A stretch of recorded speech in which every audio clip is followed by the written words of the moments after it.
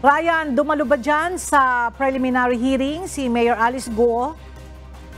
Ella, no show si suspended Mayor Alice Guo dito sa Department of Justice sa pagdinig ngayong araw sa preliminary investigation sa kaniyang mga kaso. Ang abogado lamang ni Mayor Alice Guo ang dumating na si Attorney Alex Abisado.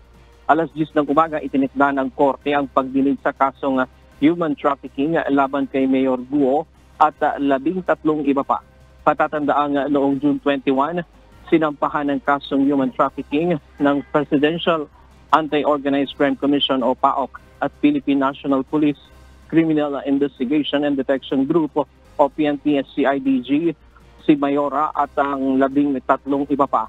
Kasama rin sa mga kinasuhan si dating Technology and Livelihood Resources Center Deputy Director General Dennis Cunanan. Ayon sa DOJ, wala kahit isa sa 14 na respondent ang nagpakita at pawang mga abogado lamang ang dumating.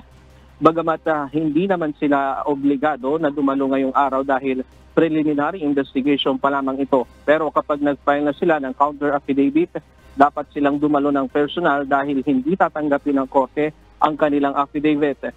Binigyan ng 15 araw na noon ng prosecution panel ang respondent para sumagot sa mga paratang.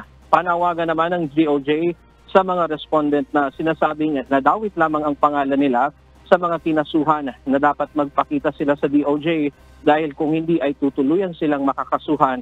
Inihikayat din sila ng DOJ na mag-file ng kaukulang kaso sa pamimiki sa kanilang mga dokumento. Samantala, dumating kanina dito bago magtanghali sa Department of Justice dito sa Maynila si dating Senador Antonio Trillanes para magsampa ng kasong plunder kay dating Pangulong Rodrigo Duterte at Senator Bongo dahil umano sa mga government projects na nagkakahalaga ng 6.6 billion pesos na ina-award sa dating administrasyon sa ama at kapatid ni Senator Bongo. Diyan muna ang latest mula dito sa Maynila. Balik sa iyo, Ella. Maraming salamat, Ryan Lacanlale.